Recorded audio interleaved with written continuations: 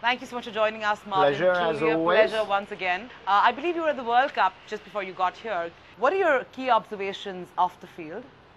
Well, actually, I think the tournament was excellent. As I say, I was only there for the first game. I will go back for the final, hopefully. I thought it was actually a superb tournament, or has been a superb tournament on the field. Off the field, obviously, there's been significant controversy. Whether that's a controversy or controversy that's been built up by the media or not is a matter of debate, but whether it has or it hasn't, it's there. And I do think there is a very serious point for us and our industry, and indeed for FIFA, that FIFA has to demonstrate that an event like the World Cup provides benefit to Brazil and indeed Latin America as a whole.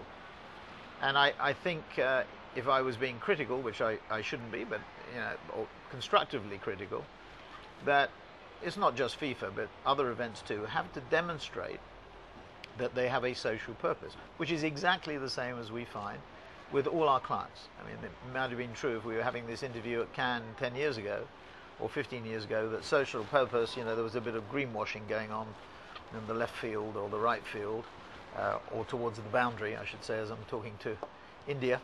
There was a bit of greenwashing going on, but on the square, on the pitch, on the strip, it really wasn't that significant. Today, it's right at the heart of everything that we do. So any campaign that we do for a client, for example, Unilever's new campaign, would you bring a baby into the world and a child into the world, is all about trying to justify and develop the purpose of the company.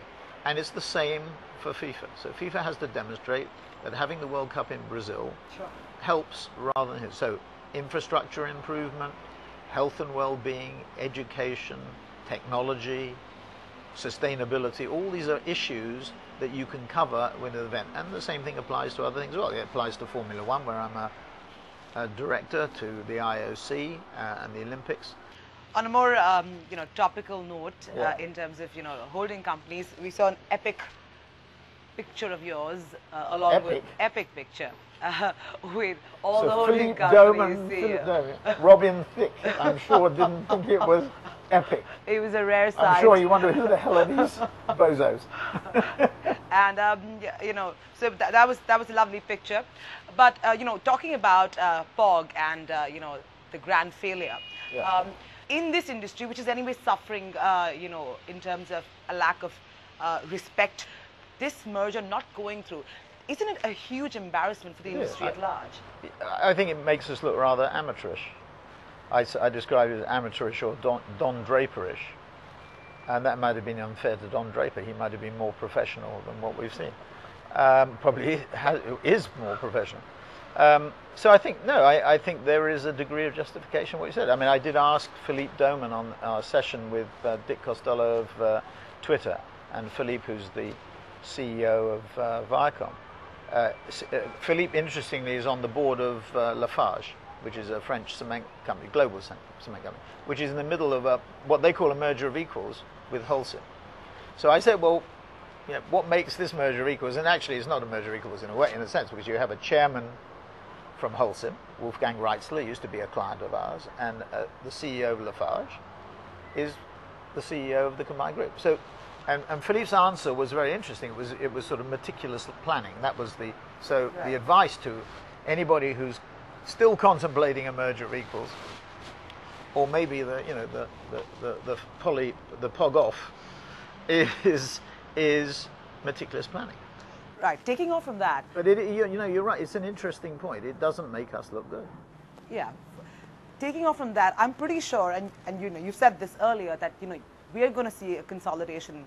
It's going to continue. Yes. The important thing about POG is it has no impact on the consolidation, other than it provides stern lessons, as you indicated, that you've got to have something that's strategically sound. You've got to have something that's structurally sound. You've got to make sure that the regulators on side, because they might have got Indian permission, but they didn't have Chinese permission. That was one of the reasons that was holding them up. And then you've got to explain the benefits and have real benefits for clients and people. Sure. And no client, no person I met could explain to me in words of one syllable what the benefit was. Right. Other than a tax benefit. Well, if that's the benefit, say so, and leave it at that. You know, don't try and dress it up with this stuff about big data, which I think caused a ruffle in the Hegarty-Droga community, and Hegarty is still part of Publicis.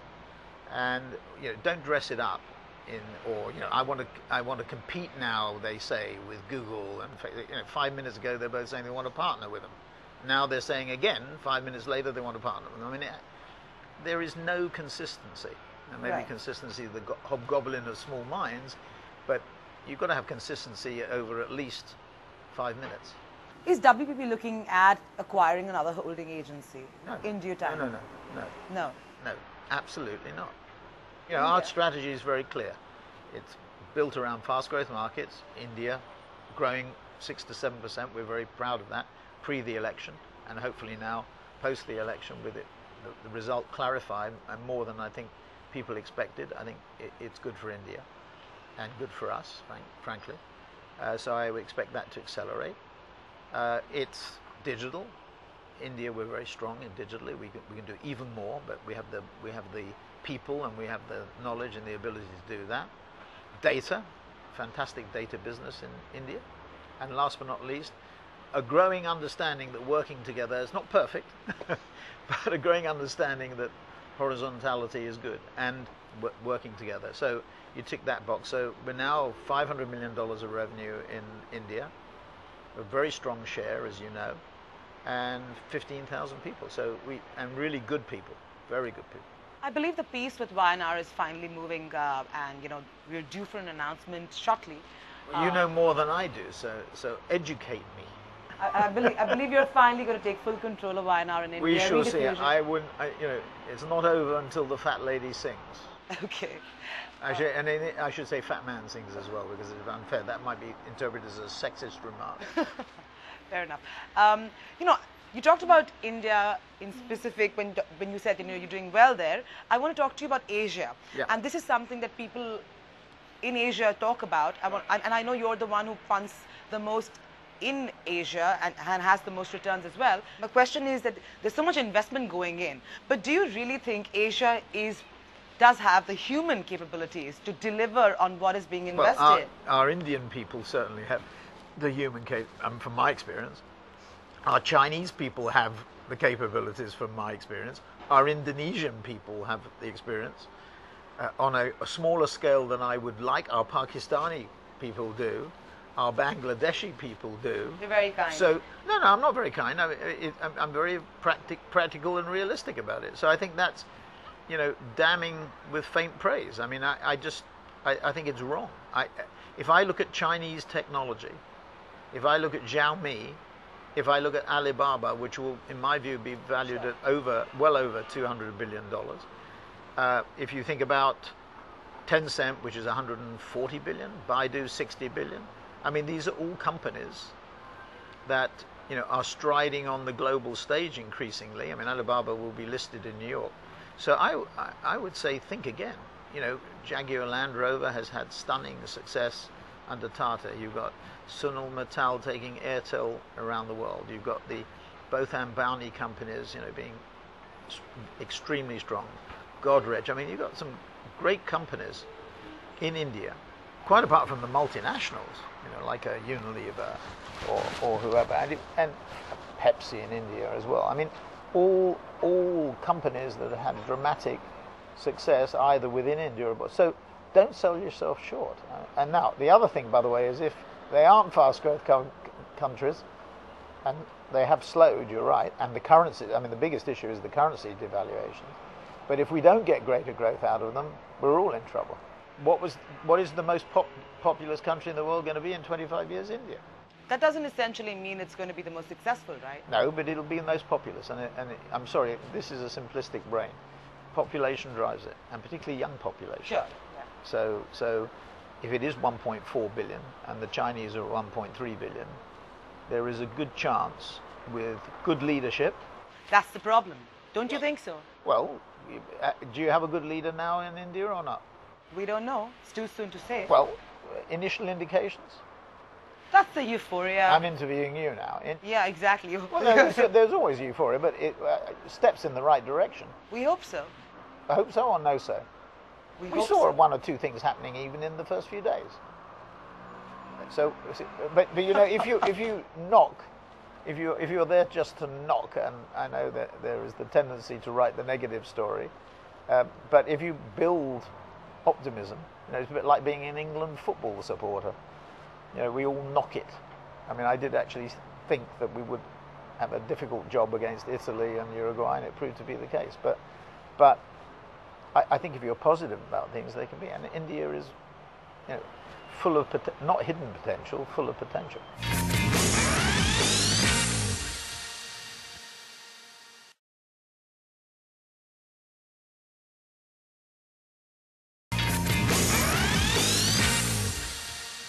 I want your sense of, you know, the internet's second innings with, you know, everybody talking about content and native advertising, 45% being consumed, you know, on the go. Where do you think the content form is really headed? I think content in a broad sense was key. So the sort of investments that we made in Vice or Full Screen or Media Rights Capital, which produced House of Cards, both series, and distributed them through Netflix, are good examples of what our stream conference on Tuesday, where we had 60 or so CMOs, high-level CMOs, 50 billion of media spend at least in the room that we were just off Cannes for half a day, and we had Google and Facebook and Yahoo and Pinterest and Full Screen and Vice and Twitter and everybody presenting. I think that focus on content actually would probably be, you know, we saw it in the discussion with Viacom, obviously because they're all about content, and with Twitter, trying to work with Kantar to establish that engagement on live programming and content is more than we think it is, by showing what the second screen and third screen reaction and engagement of consumers is. So I think actually this year Cannes is not so much about native advertising. Well, native advertising is part of content. I wanted to ask you, do you think players such as yourselves are competitors to Facebook, Twitter's, well, they're BuzzFeed? frenemies, as I said. I mean, I've said that for a nauseating long time. They're frenemies. I mean, now Google is a friendlier frenemy today than it was. It's out of our $75 billion of media buying last year, $2.5 billion went to Google, about the same level as News Corp as a whole, 21st Century plus News Corp. But you know, Google is going through a very interesting phase. It's hired a very senior Procter & Gamble executive. It's hired a very senior L'Oreal executive who had Colgate experience. It's hired a very senior Unilever executive who had MTV experience. It's hired a very senior GSK executive who had Procter experience. So it's bringing in a lot of packaged goods clients of ours, supposedly, they say, to work with agencies and those clients. Now, there's going to be a lot of people bumping into one another, and I think they have to clarify that. In the old days, these would be people, you'd term these people as ad salespeople. In other words, but they're clearly not that in this case. So it's going to be, this is another twist. Now, Google had 47% margins, I think last time I checked. Facebook 35%, which is 2 times, more than 2 times, and more than 3 times our margin. Sure, yeah. And so this is what they quotes unquote show because they make investments there. So I think it's a really interesting dynamic. And Google now is a $400 billion company. It's the most valuable company on the planet because you strip out the cash out of Apple, I think it would have greater value. So Google is formidable. I mean, really formidable. And don't get me wrong. We had a review here, a wonderful constructive relationship with them. But you know, when I go to India, our people tell me, Martin, you're crazy. You don't know what you're talking about. In India, they tell you that? Yeah, and I say, why? They said, because Google goes direct to our clients. Now, the people at Google, the very senior people, have said to me, there is no way that should happen. And if it is happening, you should let us know, and we'll make sure that it doesn't happen, that they want to have a constructive partnership with us. And here, I've got to say that we had a wonderful conversation with the senior people in the organization about building our relationship even further. It was a big relationship now. It's our biggest media relationship, one of them. And we're probably their biggest media customer. So we have a mutual interest. So they are frenemies, but they are friendlier frenemies today, I think, than a few years ago. I want to talk about structures within organizations, and as you've touched upon it a little bit, saying that regional structures are going to soon become redundant. Your perspective on why that's going to happen, and is the agency going to mirror that model? With a number of major clients, sort of three things happening. Global is becoming more important, but at the same time, clients are saying, I want an agile, nimble center. I don't want to become overly bureaucratic. Locally, e.g. in India, I want to understand more about what's happening in India, and if WPP operates in 110 countries. Some companies like Coca-Cola operate in 220 countries. I didn't think there were 220 countries, but they operate. How is it possible, just take 110, half the number of Coca-Cola, how is it possible to know what goes on in India? Who are the best people? What are the best acquisitions? Who are the clients of the future that we should be working with? Not the regional or multinational clients, but local. So you have the local. So Ranjan Kapoor is our answer in an Indian context. From a global context, we have our client leaders, 41 of them, managing $6 billion of revenue out of a total of $18 billion last year, probably a little bit more, 35,000 people working on those accounts, trying to get some coherence. At the regional level, we see pressure. In other words, clients are questioning whether regional adds significant value. Because what they say is, and I've heard this in the context of GE,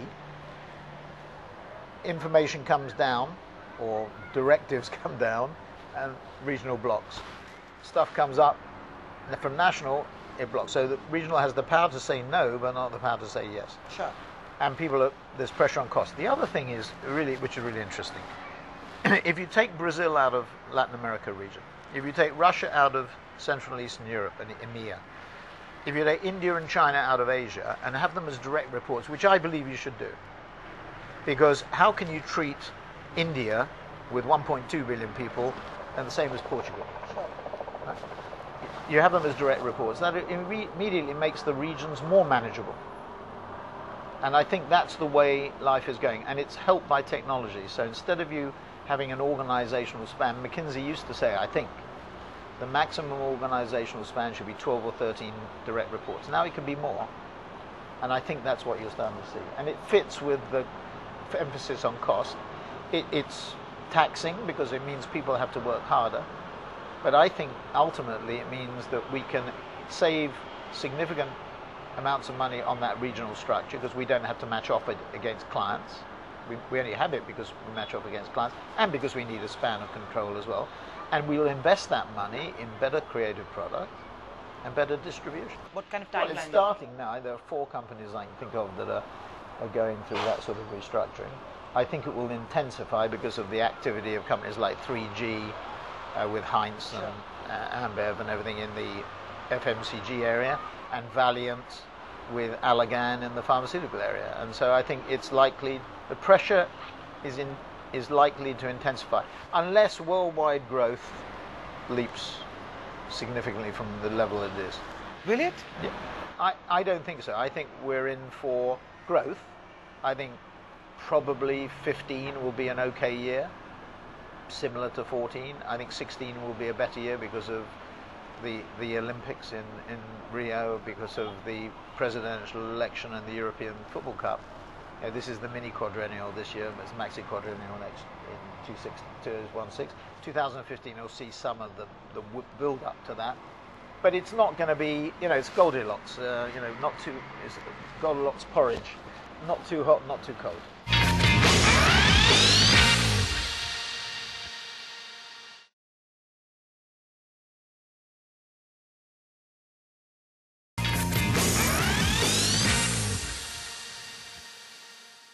more and more companies such as yourselves and everybody else is, focusing more on digital, and you are slowly and steadily increasing spends, I believe mobile will be the next big investment as well. Well, mobile is too small at the moment, but digital is 36% of our business. We want to be 40 to 45. The industry weight for digital, which includes mobile, is about 20%. Do the margins seem better now as opposed to, let's say, 3 years ago? To our margins on today, digital. Yeah, our margins on digital have progressed like the company. I mean, the company's margins have progressed by well over 50 basis points a year. Some years as much as 100 basis points, or even more than that, 125 basis points. We've set our target at 30 basis points because we saw more competition and we saw more procurement activity. But that's pre-currency, because currency obviously is the biggest short-term issue that we have, or currency devaluations like the Indian rupee. Yeah. But having said that, margins are not the issue really, because we can generate the margins at or better than we have done historically, and we demonstrate that. You can see that we're very transparent about it. The issue for us is gearing up from 36 to 40 to 45 within 5 years, which in theory we should be able to do, because we get they grow faster, digital. We get a 1% expansion every year in share because it grows faster. And it's not so bad as the fast growth market thing, because the currency doesn't affect as much, because our digital grows in the US, the UK and the Eurozone where the currencies are strong. Right. So you get 1% from digital, and then when we acquire, which we're doing, we're focusing on our acquisitions, doing a lot of small, medium ones, we get the 1% from the acquisition. So we should be 2% a year. In 5 years is 10. So we should be, actually beyond 45%, getting up to 50% in 5 years. So I'd be very disappointed if we don't do that. Another interesting, trend here was that this year all the big awards were bagged by network agencies, the large network agencies. Very few, independent agencies really, took center stage. It's sign of the times in a way. I mean, BBH is a network agency, I guess. Droga is a network agency because it's part of William Morris Endeavour and IMG now. So I don't know whether that's an independent or not. Wieden & Kennedy is certainly an independent agency. I don't know how well they did or not, but they always do well, and they're always an agency to beat. So having said that, my view, as you would expect, is this is a sign of the times. I'm sure you know that India has seen a lot of movement. I'm talking about the advertising industry. A lot of people have moved out or been asked to move subtly. There's lots of new management coming in. Do you see a lot of movement happening going further? Do you think a change of guard is important in the Indian industry, simply because the people here today at leadership positions across networks, across holding companies, have been here for 20 years or more? I haven't noticed that, particularly in the context of our businesses. If other people, whatever the reasons are, I mean, it's always good to have change and different approaches. The problem is our clients want us to be the stable things in their lives. They want continuity. And that's good for us, because we can, if we form a long-lasting relationship, we're more likely to be there than not be there. Yeah. But our people want more variety and change. I mean, I don't know what changes you're referring to or who you're referring to, but it can be because somebody's not performing well. It can be because somebody's getting towards the end of their career. It can be because they want to move on to a more exciting or different geography. I mean, it can be for all sorts of reasons that there are changes. The paradox is that our people like change and variety, and what clients want us to do is to be the continuum.